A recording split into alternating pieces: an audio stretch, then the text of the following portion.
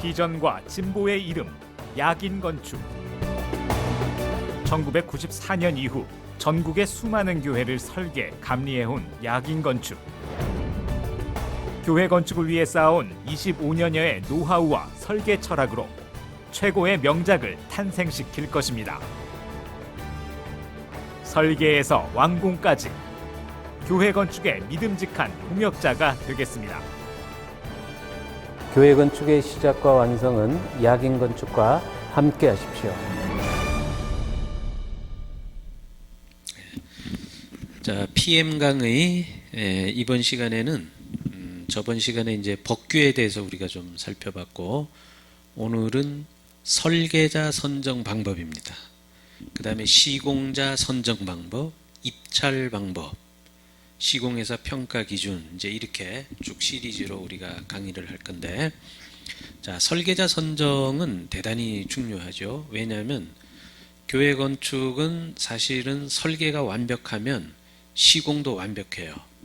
근데 설계가 좀 부실하면 시공하면서 많은 애를 먹게 되고, 또 문제는 뭐냐면 도면이 약간 부실하면 설계 변경을 하게 되는데, 설계 변경은 건축비의 상승 요인으로 작용이 됩니다.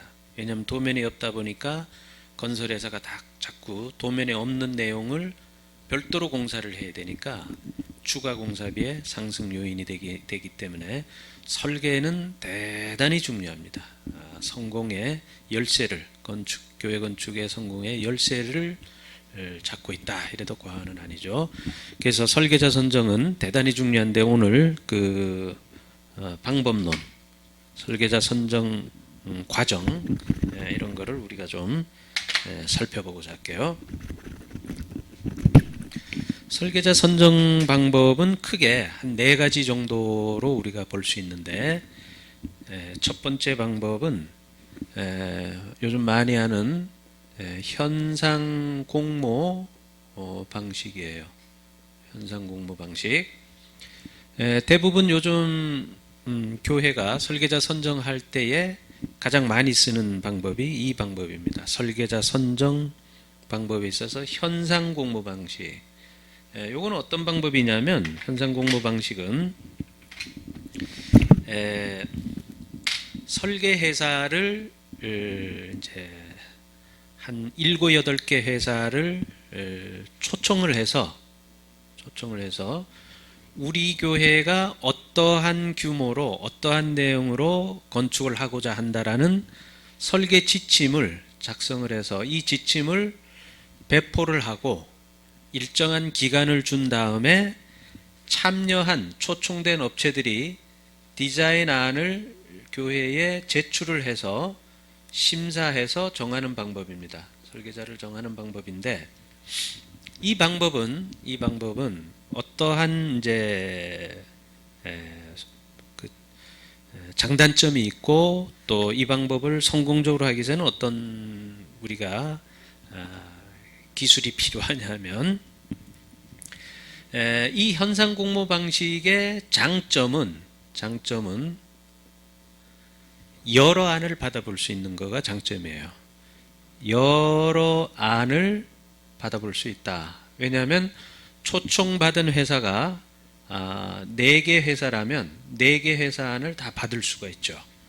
그래서 우리 교회에 대해서 여러 가지 안을 받을 수 있는 장점은 있는데, 또 단점도 있어요. 장점은 이런 거고, 단점은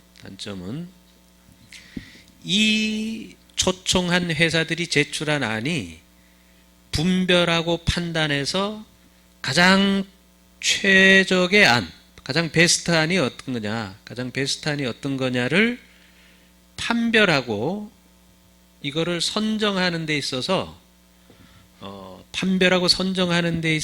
어려움이 있어요. 왜냐하면 교회의 건축위원들이 대부분 보면 이제 이 비전문가들이거든요. 근데 사실 설계는 굉장히 전문적인 영역입니다. 건축법, 그 다음에 기능, 동선, 건축비, 유지관리비, 이런 것들이 다 포괄적으로 되어 있는 굉장히 아주 다양한 기술과 노하우를 가져도 이걸 분별해내는 것은 사실 쉽지는 않거든요. 근데 비전문가들이 이 전문가가 해온 이 안이 가장 어떤 것이 좋다라고 이 판별하고 선정하는 것이 사실은 좀 무리가 있죠. 그래서 대부분 보면 스티커를 붙여요. 스티커.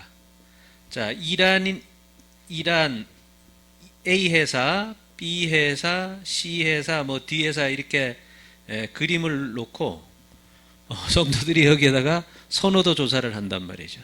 그래서 B 회사의 성도들이 제일 선호한다. 그럼 이 B 회사가 채택된 안이 돼버리는 거죠. 좀 문제가 있죠? 네, 문제가 있어요. 그림만 보고 정하는. 그러다 보니 어떤 문제가 있냐면 그 내부의 기능, 내부의 동선, 그 다음에 에너지 문제, 공간의 활용 이런 부분들을 놓칠 수 있어요. 놓칠 수 있어요. 그림만 보고 뽑다 보니까. 그리고 또 이렇게 현상 공모 방식을 하게 되면 자, 그러면 설계 회사들은 어떤 것에 주안점을 두게 되느냐? 외관 모양에 이제 집착하게 되죠. 그래서 과대한 설계와 현혹된 어떤 컬러 매치 이런 것들에 굉장한 포인트를 두게 됩니다. 그러다 보면은 건축비에 오바된 어떤 디자인을 선택해서 나중에 건축비를 계산해 보면 우리 교회 예산과 굉장히 오바되는 이런 이제 문제점들이 발생하게 되고 이제 그런 현실적이고 기술적인 문제가 있고 또 두 번째 단점이라고 보면 의사 결정이 일단 나눠질 수 있어요. 나눠진다. 그러니까 성도들, 건축위원회, 목회자 이런 분들의 눈높이와 시각이 다 다르기 때문에 어떤 분들은 A안을 선호하고 또 어떤 장로님들은 B안을 선호하고 또 성도들은 뭐 E안을 선호한다든지 다 다르다는 거죠. 그러다 보면 자기 의사와 동떨어진 안이 채택되었을 때는 섭섭해지겠죠. 이런 면들로 인해서 여론이 나뉘게 되고 또 말이 많아지고 교회가 이제 다수의 사람들이 형성된 공동체다 보니까 그래서 이제 이런 문제점들이 있고 그 다음에 또 단점이라면은 이 떨어진 사람들 채택이 안 된 설계 회사에게는 보상을 해줘야 돼요. 어느 정도 일정 부분. 이분들도 이 공모 현상에 올인을 해서 투시도도 그래야죠. 직원들이 밤새면서 작업해야죠. 이러다 보면 이제 경제적으로 많은 돈이 들어가잖아요. 그럼 떨어지면은 일정 금액을 이제 보상을 해주다 보니까 다 떨어진 분들 한 사람만 채택이 되니까 보상하는데 경제적인 또 이런 지출이 발생이 되고 그 다음에 이제 시간이 많이 소요가 돼요. 왜냐하면 이 안을 작성해서 공모를 하려면 보통 한 달 이상 기간을 줘야 되거든요. 그럼 한 달 이상 기간을 주기 위해서는 교회가 또 한 달 이상을 준비해야 돼요. 이 지침서도 만들어야 되고 뭐 제출 방법, 그 다음에 표현 방법 이런 것들을 만들어야 되다 보니까 그래서 시간이 걸리고 이제 현실적인 문제죠. 보상 시간 이런 거에 따르는 지출이 많이 발생될 수 있다. 그래서 많은 교회들이 선호하는 방법이지만 사실은 단점도 많은 안입니다. 그리고 무엇보다 이 중에 A안이 결정이 되면 이 A안으로 모든 실질적인 설계가 진행되느냐? 그렇지도 않아요. 왜냐하면 이 A안을 가지고 채택되어진 A안을 가지고 다시 수정해야 되고 또 재배치해야 되고 디자인도 또 좀 새로 만져야 되고 이렇게 되는 겁니다. 그러니까 어떤 의미에서 보면은 현상 공모를 해서 안이 결정이 되면 이 안으로 그냥 그대로 이렇게 실시 설계가 진행돼야 되는데 이 안을 가지고 이제 새로 수정하고 다듬고 이렇게 돼요. 그러니까 결국 시간이 많이 가는 거죠. 대부분 공모에서 채택되어진 안이 100% 그대로 원한 그대로 준공 때까지 그 안이 진행되지는 않는다. 과정에서 많이 바뀌어지고 첨삭되어지고 있고 재편집되어지고 이렇게 돼요. 그래서 이런 방법이 장점도 있지만 장점이라면 이제 공정성과 어떤 객관성, 공정성도 사실 답보할 수는 없죠. 여기에 목소리 큰 사람의 또 이 선호하는 쪽으로 많이 따라갈 수 있잖아요. 단 이제 객관성 뭐 이런 것들을 좀 답보하기 위해서 이런 방법을 선택하는데 단점도 너무나 많은 아니다. 설계자 선정하는데. 그래서 이제 이 방법의 단점이 많다 보니까 대안으로 나온 방법이 지명 현상 공모 방식입니다. 지명 현상. 이제 이 지명을 하는 거예요. 지명을 하는데 어떻게 지명을 하느냐? 한 2개 회사 정도. 2개 회사 내지 3개 회사를 교회가 지명을 해서 디자인 안을 받지 않아요. 왜냐하면 이 지명 여기 현상 공모 방식은 안을 받잖아요. 안을 받으니까 떨어진 사람한테 돈도 줘야 되고 보상도 해야 되고 시간도 많이 걸리고 또 이 심사 채점하는 기준에서 교회의 여론이 나뉘기도 하고 이런 문제점을 극복하기 위해서는 안을 받지 않고 2개 내지 3개 회사를 초청을 해서 이 회사의 설계 과정, 설계 방법, 그 다음에 설계 철학, 그 다음에 교회하고의 소통 방식, 그 다음에 무엇보다 이 회사의 교회의 실적, 이런 것들을 쭉 이제 프레젠테이션을 받아요. 이렇게 2개 내지 3개 회사에. 그럼 이 회사들은 안을 만들지 않기 때문에, 안을 작성하지 않기 때문에 에너지 소모가 별로 안 되고, 교회도 문 안을 평가하거나 뭐 거기서 의견이 나눈다든지 떨어지면 또 보상을 한다든지 이런 게 없어요. 안을 안 받기 때문에. 단지 이 회사의 실적과 이 회사의 설계 수행 능력, 방법, 그 다음에 설계에 있어서 주안점으로 두는 것, 어떤 회사는 뭐 외관 디자인에 중점을 둔다, 우리는 동선에 중점을 둔다, 뭐 이런 중점 사항이 있죠. 어떤 회사는 경제적인 설계를 한다, 이런 다양한 나름대로 회사의 설계 철학이나 방법이 있죠. 그걸 듣는 거죠. 그리고 교회가, 우리 교회가 만약에 1000평을 건축한다라고 하면 1000평 이상의 실적이 어느 정도 확보되어 있는지, 또 기술자는 어느 정도, 맨파워는 어느 정도 됐는지, 이거를 이제 발표를 통해서, 프레젠테이션을 통해서 이 중에서 1개 회사를 선정하는 겁니다. 1개 회사를 선정해요. 선정한 다음에 그럼 이 선정된 회사는 우리 교회의 설계자예요. 이분이. 그럼 이분한테 안을 받는 거예요. 이제 디자인 안을 받는데, 현상 공모 방식은 그냥 다 안을 받잖아요. 이 지명 현상은 프레젠테이션을 통해서 정해진 한 회사에게 안을 받는데 2가지 이상 안을 받는 겁니다. 대안을. 2가지 이상 대안을 받아가지고 이 대안에 대해서 설명을 하게 한다는 거예요. 그러면은 이 선정된 회사는 이 교회에 2가지 안을 제출해요. 평면도 2가지, 외관 디자인도 2가지. 그래가지고 이 2가지 안에 대해서 쭉 장단점을 설명을 하고, 이 2가지 안을 놓고 성도들이나 건축위원들이 안을 정하는 거예요. 그럼 어떻게 되죠? 의견의 선정 과정이 단순해지고 간결해지고 클리어하게 돼요. 명쾌하게 됩니다. 그리고 의사결정에 있어서 보상이나 기간이 소요되지 않습니다. 그리고 의견이 나눠지지도 않아요. 딱 정해져 있기 때문에. 그리고 이 회사는 이미 검증을 한 거예요. 건축위원회에서 우리 교회와 가장 잘 소통할 수 있는 회사다라는 것이 검증이 됐기 때문에 이 회사에 대해서, 이 안에 대해서 이미 실적이나 이런 걸로 다 검증이 된 상태이기 때문에 회사에 대한 리스크가 없습니다. 그래서 이 안을 2가지 중에서 이 안을 결정하면 그 안을 가지고 건축 허가와 그 다음에 시공용 설계 단계 이런 거를 거쳐서 비용을 산출해서 건설에서 입찰을 하게 되는 거죠. 그럼 이 2번째 지명 형상 공모 방식으로 설계자를 선정하게 되면 어떠한 장점이 있냐 하면 시간과 경비를 줄일 수 있고, 그 다음에 지명 공모 방식, 처음 방식에서는 이 안이 정해지더라도 이 안을 가지고 다시 수정 재배치해서 엄밀히 말하면 현상 설계에서 다시 시작하는 거예요, 이게. 근데 지명 공모 방식은 바로 1, 2안을 약간만 더 수정하고 보완해서 바로 가기 때문에 총 설계 기간도 단축되어질 수 있고 훨씬 교회적으로 보면 경제적입니다. 이 안이. 그래서 요즘은 이제 이 두 번째 방법을 많이 선호합니다.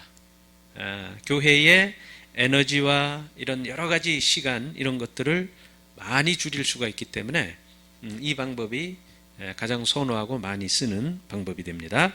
그 다음에 세 번째 방법은 턴키 방식이 있어요. 턴키 방식. 턴키는 뭐예요? 키를 열다 이런 뜻이죠. 턴키 말 그대로 턴키 키를 열다 이런 방식입니다.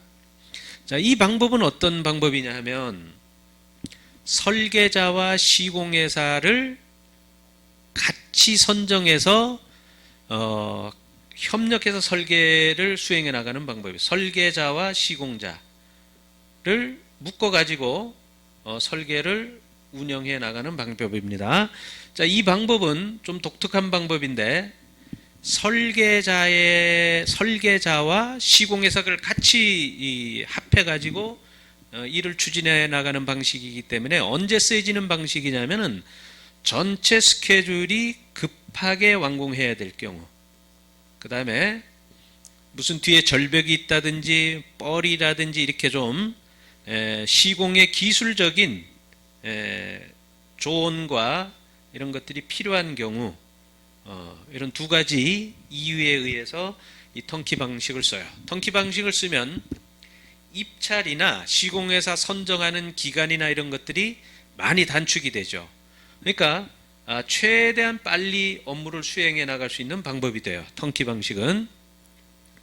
그래서 이 턴키 방식은 불필요한 조사나 그 다음에 뭐 답사, 그 다음에 뭘 조사하거나 분석하거나 알아보거나 이런 시간을 급격하게 줄일 수 있어요. 왜냐하면 공사의 주체자인 설계자와 시공회사가 같이 머리를 맞대고 협력해서 최상의 품질을 구현해내는 방법이기 때문에 상당히 이 방법도 신뢰는 가는데 좀 단점이라면은 설계자와 시공회사를 좀 서로 견제해서 그 두 주체의 어떤 그런 결탁이나 이런 부분들을 제어하는 부분들이 사실은 턴키에는 없습니다. 거의 이거는 두 주체를 완전히 신뢰하고 사업을 끌어나가는 방법이에요. 건축을 끌어나가는 방법이 되겠습니다. 그래서 여기에서 좀 이걸 두 주체를 견제하는 좀 그런 방법이 있다면은 이제 감리자, 착공 때에 감리자를 선정할 때에 이 감리자가 그런 두 주체의 사이에서 균형을 유지하면서 서로 이렇게 견제를 해나가는 그런 방법이 이제 보완이라면 보완 방법이 됩니다. 예를 들어서 해안가에 아니면 뻘에 건축을 할 경우에는 그 땅을 팔 때에 뭐 물이 밀려오거나 하면 이 흙막이 공사가 이렇게 쉽게 이렇게 변형이 오고 그러죠. 그럴 때는 이 건설회사가 시공의 공법이나 방법을 동원해서 설계자에게 그와 같은 시공의 리스크를 줄일 수 있는 공법이나 이런 거를 서로 상호 정보 전달을 하고 서로 교류함으로 인해서 그와 같은 위험 요소들, 리스크들을 없애나가는 방법이고요. 또 교회가 재개발, 재건축에 의해서 입당 일자가 아주 급하게 정해진 경우, 뭐 불과 한 정상적인 과정으로 보면은 한 1년 이상이 걸려야 되는데 한 7, 8개월에 급히 들어가야 된다든지 이럴 때는 어떻게 해요? 건설회사와 시공회사를 같이 조인을 해서 건축을 수행해 나가는 방법이 됩니다. 그 다음에 이제 요 크게 보면 이제 요 세 가지가 설계자의 선정하는 주된 방법이 되고, 네 번째는 DMC라고 있어요. DMC 방식. 이 DMC 방식은 디자인 매니지먼트 컨설턴트. 디자인 매니지먼트 컨설턴트. 그러니까 이제 뭔 얘기냐면, 이제 이 방법은 뭐냐면 교회 내에 설계자가 있어요. 근데 이 설계자가 모든 일을 수행할 수 있는데 그래도 교회가 우리 교회는 좀 디자인이 좀 월등하게 좀 좋은 그런 디자인으로 교회를 건축하고 싶다. 이제 이런 욕구들이 있을 거 아니에요. 이런 욕구들이 있으면은 디자인만 외부에 의뢰해서 안을 받는 방법입니다. 디자인만 안을 받아가지고 실제적인 설계는 제3의 건축사가 수행해 나가는 방법이에요. 자, 이 방법을 주로 어디에서 많이 쓰냐 하면 우리나라의 대형교회들 한번 봅시다. 대형교회. 우리나라 대형교회들이 다는 아니지만 일부 대형교회는 외국의 건축가에 의뢰해서 안을 받는 교회들이 있어요. 국내의 건축가도 외국의 건축가에 비해서 전혀 뭐 뒤지지 않아요. 디자인이나 기술이나 우리나라 건설 이 수준이 세계적입니다. 싱가포르의 뭐 이런 아주 랜드마크적인 건물들 다 우리나라가 시공하고 그랬잖아요. 근데 이 교회가 간혹 그런 교회가 몇 개 있어요. 우리 이름만 대면 아는 교회들이. 이 교회들은 외국 건축가에게 디자인을 받아요. 기획안을. 그럼 외국 건축가는 우리나라의 건축법이나 재료나 뭐 이런 것들에 대해서 잘 모르죠. 그러니까 외국 건축가에게 디자인을 받은 다음에 실시 설계를 한국 건축가가 해요. 또 한국 건축가가.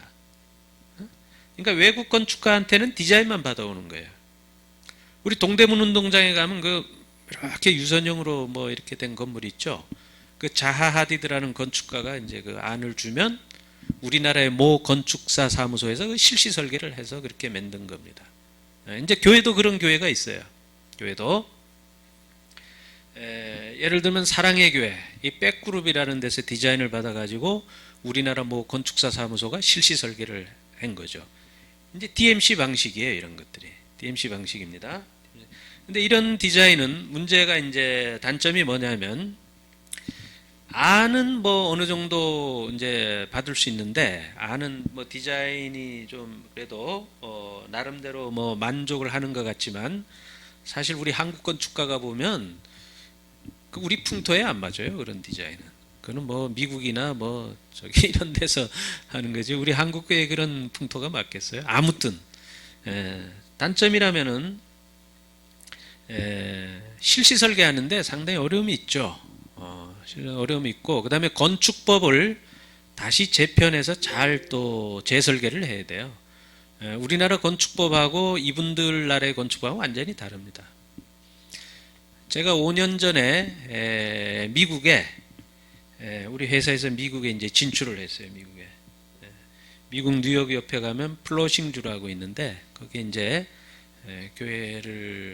미국 교회를 이제 한번 점령을 해보자 그래가지고 5년 전에 미국의 지사를 만들어서 제가 이제 왔다 갔다 했는데 거기서 많은 설계를 의뢰를 받았죠. 한국 교회, 그 다음에 미국 교회에서 왜냐면 걔네들의 디자인은 좀 스케일이 커요. 공장처럼. 우리 동양처럼 아기자기한 면이 많지 않습니다. 우리가 투시도를 한 50개를 그 플로싱 지사에 쭉 디스플레이를 했더니 한인교회 그다음 미국 교회들이 보고 굉장히 좋아하더라고요. 아주 아기자기하니까 아주 좋아하는 거예요. 그래서 설계 디자인 의뢰를 해서 제법 몇 개 교회를 시도도 하고 또 계약 직전까지도 가고 또 직접 계약해서 보내주기도 하고 이랬는데 문제는 뭐냐면 이 미국의 건축법하고 우리나라의 건축법하고 완전히 달라요. 완전히. 어느 정도 다르냐면 교회를 짓기 위해서 가장 중요한 거는 뭐죠? 허가를 내야 되잖아요. 건축허가. 우리나라도 건축허가 내려면 상당히 힘듭니다. 적은 교회는 뭐 크게 어렵지 않은데 조금 규모가 있으면 엄청 인허가에 시간 다 가요. 한 3,000평 이상 되면 우리나라도 인허가 내는데 1년 이상 걸립니다. 무슨 심의가 뭐 불토심의, 구조심의, 미관심의, 경관심의, 뭐 건축심의 심의만 한 8개 받아야 돼요. 1년 2개월 후딱 가죠. 자, 그것도 이제 우리나라 여건이니까 해낼 수 있는데 저희가 미국에 가서 그 아주 엄청난 그 리스크를 겪었는데, 그 리스크가 뭐냐면, 미국에는요 건축법이 어떻게 돼 있냐면, 미국의 이게 뭐 여담입니다. 미국 건축법은 주차장 있죠, 교회 주차장. 주차장의 기준이, 저는 기준이, 우리나라는 연면적 100제곱미터당 한 대를 두면 돼요, 주차를. 그러니까 1000평 짓잖아요. 우리나라에 1000평 교회를 지면은 1000평이 3300제곱미터거든요. 그럼 나누기 100 하면은 33대만 두면 우리나라는 건축허가를 낼 수 있어요. 1000평을 짓는다고 치면은. 그럼 우리나라 1000평 정도 지면 좌석이 몇 석이냐? 거의 1000석 돼요, 1000석. 1000석. 자, 그러면 1000석 교회를 우리나라에서 건축허가 내려면은 33대 주차장 두면 건축허가가 납니다. 자, 근데 미국은 어떻게 했냐면, 미국은, 이건 이제 우리나라죠. 미국은 어떻게 되느냐? 면적으로 안 따져요, 얘네들은. 좌석으로 따집니다. 1000석 교회다 그러면은 2명당 한 대 둬야 돼요, 주차. 1000석 나누기 2 하면 뭐예요? 500대죠? 500대 둬야 되는 거예요, 1000석짜리 교회 지려면. 그럼 우리나라는 몇 대? 33대. 얘네들은 몇 대? 500대를 둬야 되는 거예요. 그러니까 미국에서는 교회 못 져요, 도심지에. 그럼 다 어디에 둬요? 다 저 산 언덕, 응? 교회 멀리 떨어진데 교회. 두 번째는 공장, 큰 공장 사가지고 리노베이션. 왜냐면 공장은 터가 넓잖아요. 이렇게 짓는 거예요, 이렇게. 그러니까 이거 뭐 보통 일이 아니죠. 우리 한인교회, 미국의 한인교회는 교회 건축 못 집니다. 이 1000평 지려면 이건 뭐 대단한 땅이 필요하죠. 그 다음에 미국에서 건축허가를 내려면은 지역 커뮤니티의 승인을 받아야 돼. 지역 커뮤니티의 승인. 지역 커뮤니티는 뭐냐? 우리나라는 동사무소, 지역센터에 공고를 해가지고, 우리 이 지역에 플로싱주에 무슨 교회가 들어서는데 문제 없냐? 의견 있냐? 주민들한테 열람을 한단 말이죠. 열람을 하면은 대부분 노 한단 말이에요. 대부분 노. 그 교회 들어서면 우리 복잡해. 노. 이렇게 되는 거예요. 그러니까 여기 가서 우리 회사가 미국에 가서 교회를 한번 점령을 하겠다고 하는데 어디서 KO패 아니면 녹다운이 됐냐? 여기서 지역 커뮤니티 센터 건축법에서 도무지 할 수 없는 거예요. 그래서 이 동네는 도저히 안 되겠다. 집으로 가자. 그래서 우리가 한 4년 했나? 4년 하다가 한계가 온 거예요. 한계가 와서 철수하면서 뭘 했느냐? 디자인만 해줄게. DMC. 너희들 교회 질래? 그럼 우리 디자인만 해줄게. 그럼 이제 실시 설계는 여기 건축사한테 맡겨서 해. 이렇게 하고 이제 온 거예요. 그래서 우리 한국은 교회 건축하기에 참 좋은 나라입니다. 이런 물론 허가도 있고 규제도 있고 하지만 그래도 우리 한국은 건축하기에 너무나 좋은 나라입니다. 자, 우리 한국 교회가 세계를 선도하는 제사장 국가로 우뚝 서는 데 있어서 우리 건축하는 분들의 큰 관심과 역할이 기대됩니다. 자, 오늘은 설계자 선정 방법에 대해서 우리 살펴봤고, 다음 시간에는 입찰에 대해서 좀 살펴볼게요. 우리 입찰하다가 교회에 그냥 아주 엄청 리스크를 겪죠. 리스크를 겪지 않는 입찰에 대한 것들은 뭐가 있는지 우리 다음 시간에 이어서 또 강의하도록 하겠습니다. 한 주 승리하십시오. 감사합니다.